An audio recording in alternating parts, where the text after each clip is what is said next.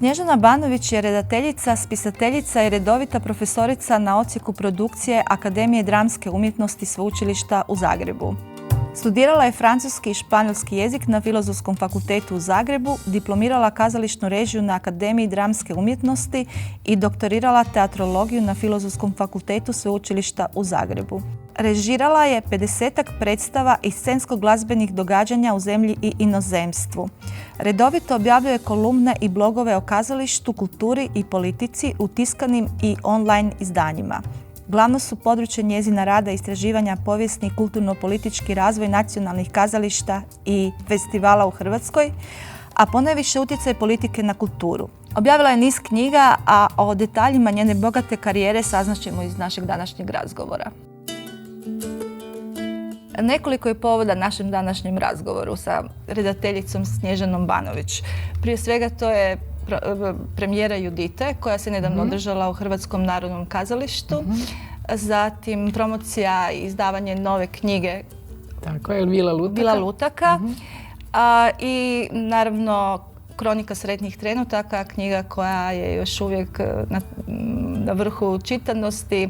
Da, evo, nakon godinu dana. Da, nakon godinu dana i koja još uvijek izaziva i komentare i reakcije i tome slično.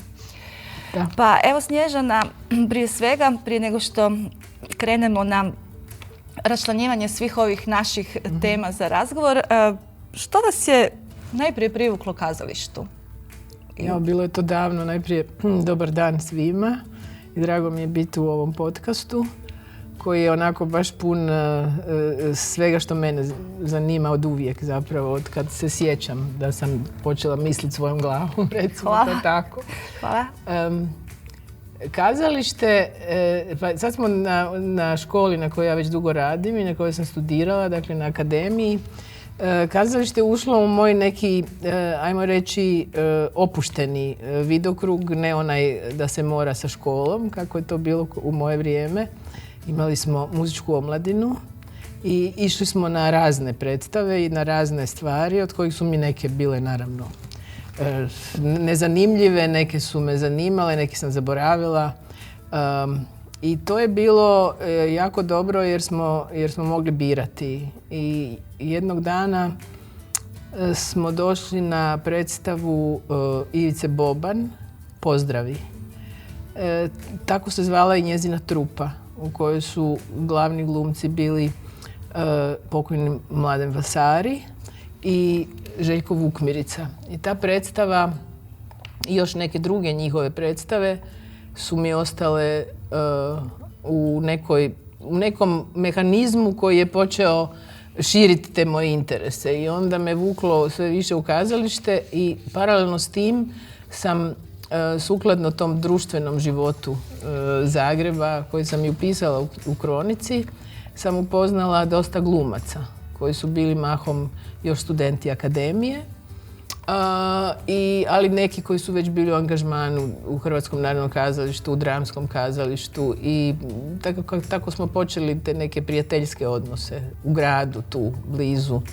I onda je presudilo definitivno, ali doista jedan trenutak. Nekad to tako bude, nekad čovjek dugo vuče neku prtljagu sa sobom, neki ruksak i ne zna zašto to nosi. I onda dođe jedan trenutak kad se to sve otvori. I tako se meni dogodilo to na jednoj probi u Hrvatskom narodnom kazalištu gdje me odveo Dragan Despot. To je bila proba, obnova predstave Šteta što je kurva u režiji Žorža Para, koji je poslije bio moj profesor, i tu sam ja zapravo nekako prvi put ušla iza kazališnih kulisa.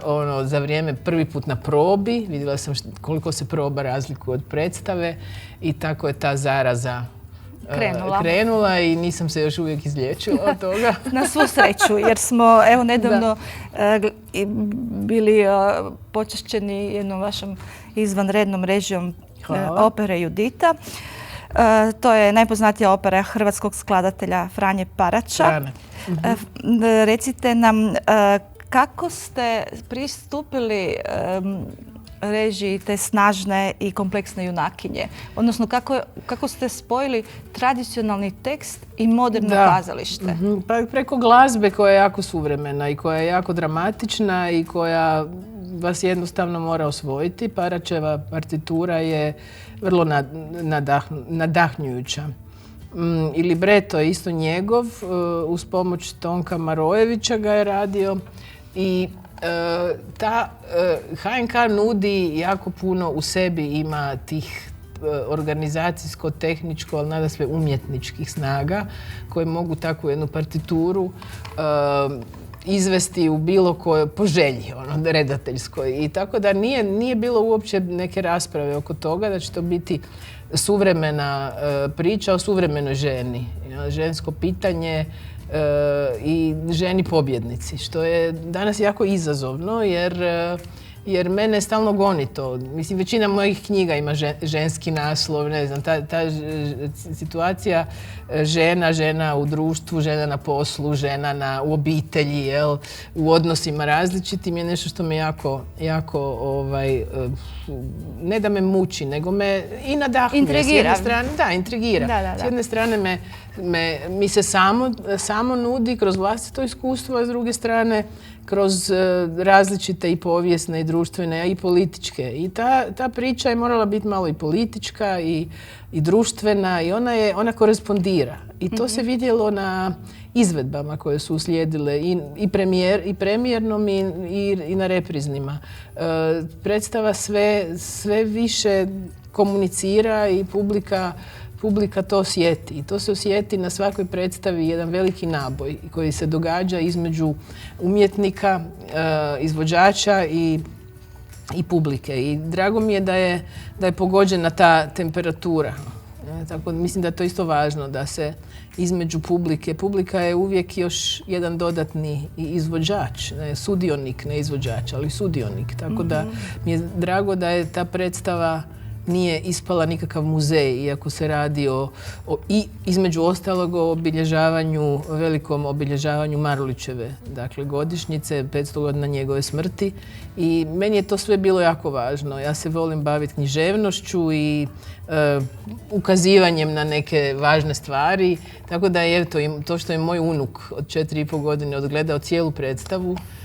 Reći kompliment. Da, to je 1,5 sati, to nije preduga predstava, dakle sastoji se od jednog dijela, ona je napeta, kažu svi, i to sam po njemu vidjela, on jedva je disao. I na kraju se prolomio sa tim malim rukicama, veliki aplauz, tako da mi je to mi je veliko priznanje. Tako je, meni je najzanimljivija bila ta igra između snage i ranjivosti Judite, odnosno te ženske ranjivosti i te ženske snage koju ste uspjeli prikazati. To je nekako meni neodvojivo jedno od drugog. Mislim, ta uvjetovana i ženska fragilnost koja postoji u svakom ženskom tijelu, ali i ta potreba da se snaga rodi na način koji se možda nije moglo ni pretpostaviti. Tako da ta gradacija koju ste primijetili, to je zanimljivo jer smo mi to tako i radili. Najviše sa Dubravkom Mušović, Šeparović i sa svim ostalim, ne samo solistima, i sa zborom. Trebalo je to prenijeti na cijelu ekipu i drago mi je da su obje podjele, jer su, kao i obično u operi, dvije različite pozornice. Ajmo reći, jedna mlađa u naponu, zapravo u svom penjanju po toj opernoj karijeri, vrlo važno. Dakle, Sofija Petrović i Matija Mejić od mlađih i starijih, Dubravka Mušović i Šeparović i Ivica Čikeš, dakle naši prvaci, koji su napravili svaki svoj način, dakle svoju interpretaciju. Nisu blizanci, nisu kopirani. To mi je jako drago da svačije osjećaji su bili, nekako su dominirali u toj igri snage i moći, nježnosti i sile, ta jedne lukavosti i tog srca, hrabrosti, dakle iskrenosti i laži. Sve te nekakve silnice suprotne su se u tih nekoliko arija naročito, ali ono što je meni bilo jako izazovno je sve to staviti u okvir koji drži čvrsto zbor. Mislim, to je opera zbora. I to nema puno opera, naročito ne naših, u kojima zbor zapravo igra glavnu ulogu. To je velika uloga, iako je naslovna uloga, naravno znamo o čemu i znamo priču i to je vrlo važno, da ta priča postoji ljudi naprosto očekuju neku svoju predstavu, a to što dobiju im je ih uglavnom ponese. I to je ono što meni je zanimljivo gledati. Tako da ja gledam publiku svaku izvedbu i gledam te reakcije i to mi je onako najdraže, ono post festum nakon premijere. Posebna vrijednost, meni se čini upravo te opere, je libreto. Da, dakle, to je jedno svođenje priče na ono što je potrebno i na ono što je neophodno. Ali originalnim jezikom ali originalnim Marulićevim jezikom koji tako korespondira. Po meni, on, bez obzira što mi ne razumijemo baš svaku riječ, ali način na koji se interpretira ona i glazbom, dakle u partituri, i način na koji je dramaturški izvedena ta sva napetost i priča, to je jasno. Zbog toga mi ni nemamo, od početka smo znali da nećemo prevoditi na standardni hrvatski, nego ćemo ostaviti Marulićev hrvatski. Da, naravno. Mislim da je to jako važno. I imamo engleski ima jako puno stranaca u publici. Srela sam poslije predstava neke ljude koji su bili jako, ne znam, iz Engleze, bilo Amerikance, koji su bili jako onako oduševljeni, a znaju taj siže. Mislim, taj siže je kao biblijska priča, ipak ima tu višestoljetne inačice koje se šire. Tako da je to jako zanimljivo. Jer, mislim, ne gledaju ljudi ono sadržaj scena. Obično u operi, ako imate duže ove opere koje su komplicirane, ne znam, Verdijevskog repertoara, vi ne možete taj siže baš bez nekakvog podsjetnika nositi u glavi, imati ga na pamet. A ovo je nekako priča koja je jako pojednostavljena. I to je, taj libreto je vrlo jednostavan, a opet jako napet. Slažem se. Na tragu vašeg bavljenja ženskošću, ženskim likovima, ženskom pozicijom u svijetu i u društvu je i vaša knjiga Vila lutaka. Pretpostavljam da je to, da se referirate na Kuću lutaka, dramu Henrika Ibsena. Točno. Koje Ibsen za svoju dramu, za svoju noru, je na jednom mjestu rekao da to zapravo nije knjiga o emancipaciji žene, nego da je to knjiga o emancipaciji ljudskoga bića. Sad, koliko je vaša sam zaboravila, to je jako lijepo. Da, koliko je vaša knjiga zapravo, jer kad god govorimo o emancipaciji žene, govorimo o emancipaciji ljudskoga bića. Nijedna žena se nije rodila sa nekim osjećajem da je to problem što je žena, dok joj društvene neke norme ili očekivanja. Ženom se ne rađa, ženom se postaje. Tako je, kao što kaže Simone de Beauvoir. Dakle, jeste li uspjeli istražiti tom knjigom odnose moći, osobne traume, društvenih konflikta u vrijeme o kojem pišete i možete li nam nešto samo reći o toj knjizi? Ovo što ste rekli je zapravo i bila neka moja ideja koja me nosila. Osim ovih različitih motiva još koji tu postoje, ja se godinama bavim istraživanjem arhivskim pojedinih dakle, subjekata pa i objekata uopće u našem kazalištu, sve od tamo od sredine, zapravo početka 19. stoljeća kad je ono još bilo jako u povojima, pa bilo diletantsko i onda te krajem stoljeća došlo kročilo u te profesionalne vode. I naravno da je kazalište nije moglo bez žena i ta njezina uloga se mijenjala kroz desetljeća i ona je od te lutke koja je morala biti na početku i koja je morala imati lijepo lice, a sve ostalo je dolazilo iza toga, došla do jedne uloge subjekta, dakle uloge koja nešto i odlučuje. Međutim, taj put je bio jako težak. I ja sam prikazala mojih 14 u velikim poglavljima, 14, a sigurno još jedno 20-ak sudbina koje su bile jako teške, koje su utrle put nama i ovome što postoji danas, a to je da žena može voditi i kazalište i da može voditi sustave, da može voditi, ne znam, stranke. Sve je to bilo do nedavno zapravo nezamislivo. Ako čitate tu knjigu, ona brzinski ide kroz vrijeme, od tamo negdje 1840. sa prvom junakinjom koju ja zovem i majka hrvatskog glumišta, ona se zove Karolina Norveg. Kao i ostale, ona je zaboravljena. I to je bio zapravo glavni motiv mojeg istraživanja, a ono je trajalo paralelno sa pisanjem i istraživanjem za moje druge knjige 20 godina. Tako da je ta knjiga, nije čudno što je ona puna tih podataka i privatnih i profesionalnih i društvenih i političkih, čak i ekonomskih, u kojima su živjele te žene i jako i pokušavale zapravo, čak neke i ne znajući, probijati te granice, te uske često granice svog života u kazalištu. Meni je bilo neobično zanimljivo čitati knjigu, upravo zato što se vidi da se zapravo iza te knjige nalazi veliki broj istraživanja. Pa sjećam se da ste spomenuli i Šenovu na više mjesta. Kao kritičara, da. Strogog kritičara. Tako je, pa Dimitrija Demetra, koji je bio jedan od prvih kazališnih kritičara. To je jedan od utemeljitelja našeg kazališta. Tako je.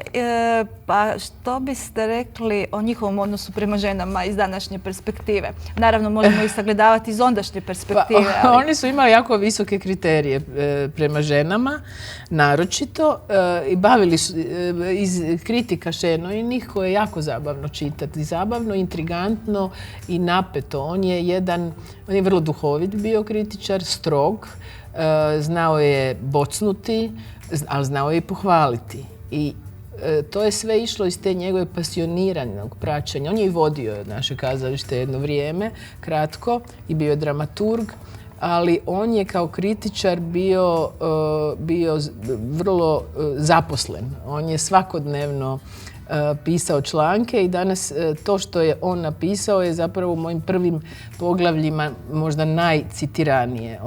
On je ostavio iza sebe stvarno zapise koji nam oslikavaju vrijeme. Mislim, prema njemu, kao i drugim njegovim dijelima, proznim, se mogu napraviti, mislim, film. Ja? Dakle, i tako i po ovim. Vi biste mogli snimiti serijal cijeli o Gornjogradskom kazalištu, dakle o starom našem kazalištu na Gornjem gradu, koji je on tako oslikavao iz kritike u kritiku. A žene su bile nešto što je došlo do scene. Dakle, često puta bile su obespravljene potpuno u njegovo doba. On se nije borio za njihov položaj društveni, ali se borio za za promjenu odnosa prema profesiji.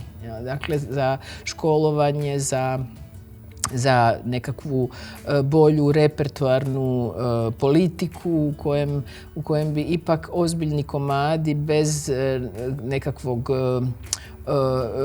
tog prizemnog humora ili načina igranja bili. On je bio čovjek profesije. Ja? I tu su se neke žene vjerojatno od njega puno dobile u smislu nekih uputa. Ali u njegovo vrijeme njihov položaj nije bio nimalo blistav, dapače. Dobro, a sad se naravno moramo malo osvrnuti i na kroniku sretnih... Na suvremenu. Na suvremenu situaciju koja je također intrigantna. I onda svakako moramo nešto reći o vašem društvenom angažmanu koji nije ništa manje važan nego umjetnički. Što bi bili sretni trenuci? Sretni trenuci su i stvarnost i ironija. Kad neko kaže ovo smo baš je ovo ispalo sretno ili sa srećom ili tako, onda je percepcija može biti dvojaka. Tako da je taj naslov izabran iz onog prvog, naročito tog prvog sloja koji je ostao u mom sjećanju. Jel? Da je to vrijeme bilo u mnogim stvarima sretno vrijeme.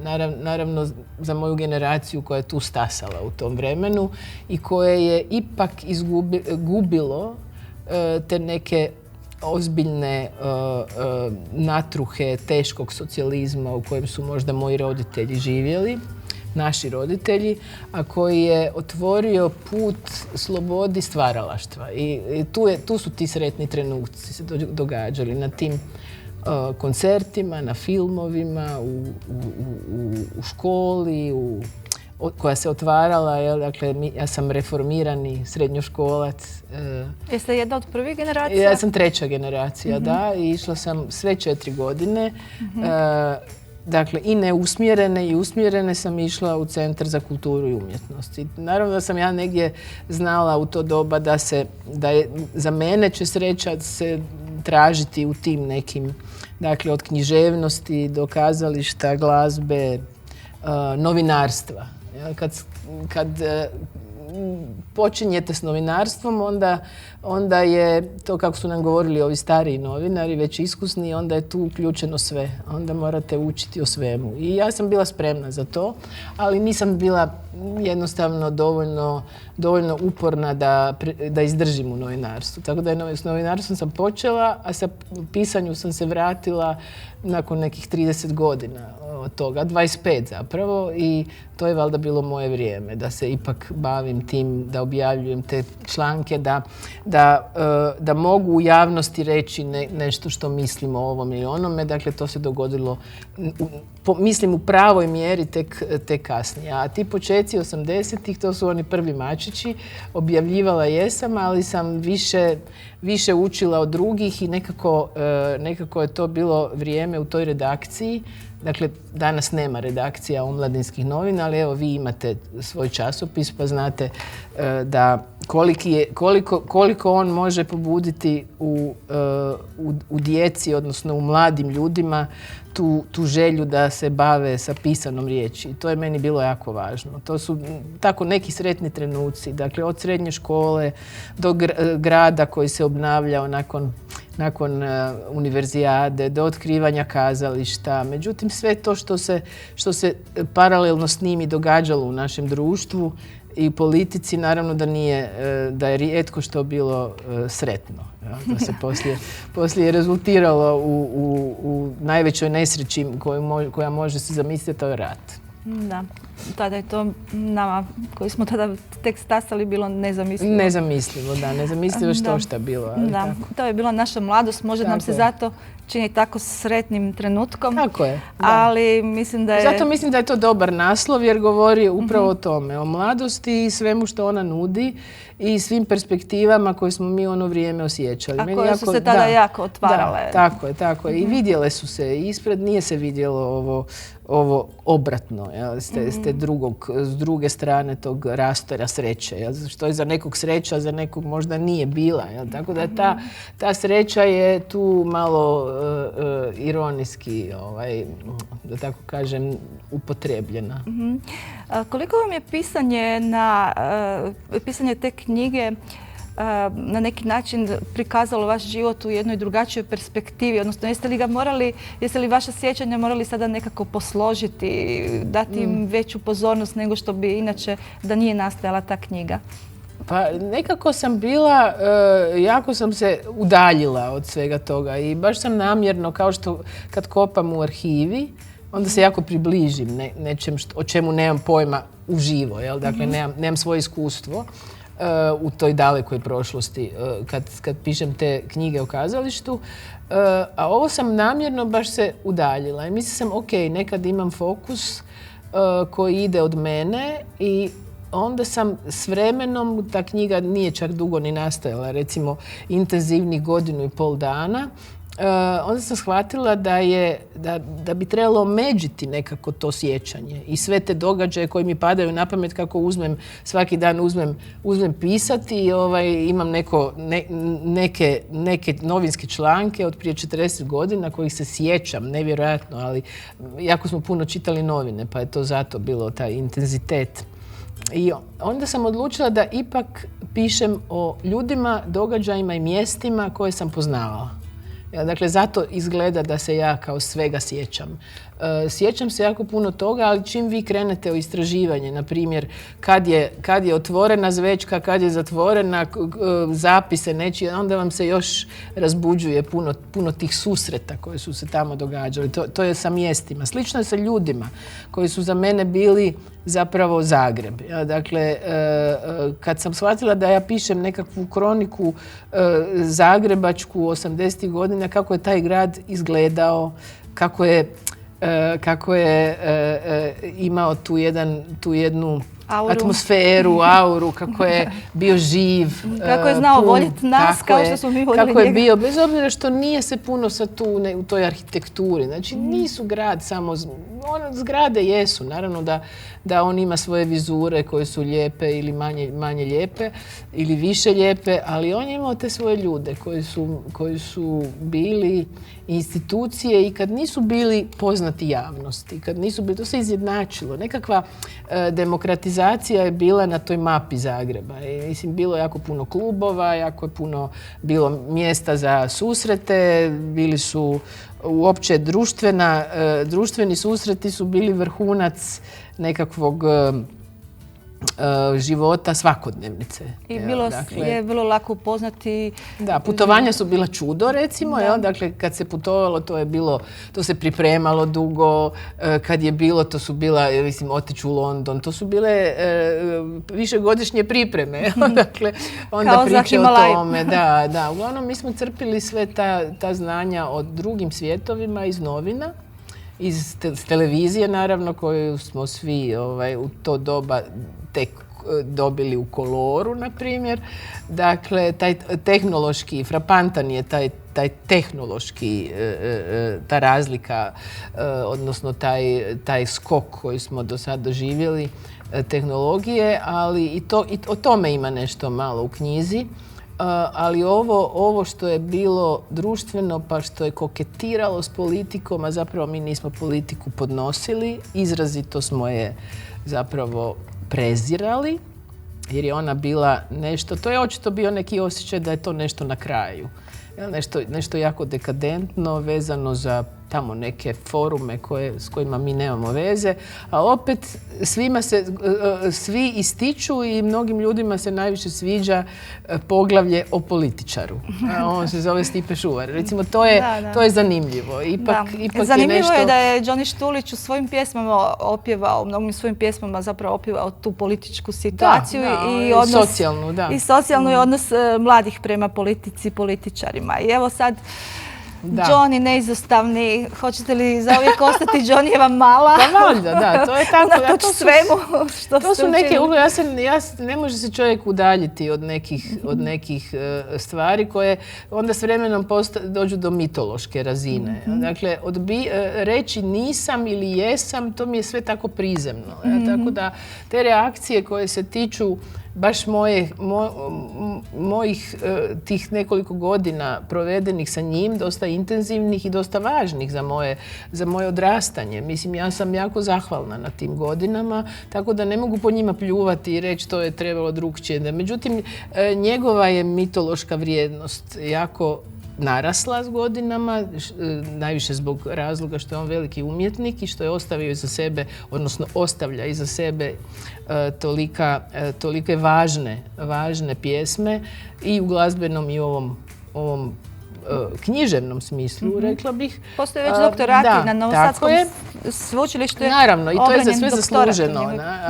Ali ja nekako ne volim raditi razliku između sa nekim autorima ovima koje znam, naročito između lika i djela i pravim tu razliku i uvijek to će biti neki dio priče. A to što neko uz moje ime stavlja zarez pa stavlja to je nažalost neizbježno. To je dio neke šire moje reputacije i mislim to ja onako u šali i kažem, imam potpuno benevolentni stav prema tome da ne znam što napravim, koliko knjiga da izdam i koliko, da uvijek ću biti ta cura, odnosno za neke je logično da su cure u to doba bile privjesci.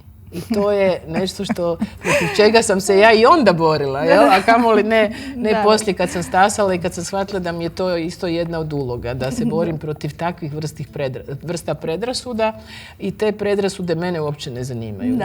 A možda ljudi još uvijek najviše cijene ljubavne priče. Možda. I od svega što u životu doživimo i postignemo, nekako se svi najviše sa ljubavlju poistovjećuju. Pa dobro, pa da, lijepo je tako razmišljati. Love story je dobar i to je nešto što ostane valjda čovjeku kao uspomena, ali kad i voli čitati o nečijim drugim ljubavnim pričama, pa sad. Da, ali... Mislim da je lijepo prikazati. Ja sam se trudila jako lijepo prikazati taj Ima jedna knjiga francuskog filozofa Alena Baudiera koja se zove Pohvala ljubavi. Tako je. I on u toj knjizi zapravo govori da se u modernom svijetu pokušava nekako ljubav prikazati kao nekakav trgovački sporazum i na neki način ljudi ne žele više voljeti jer se boje svih onih rizika koje ljubav nosi.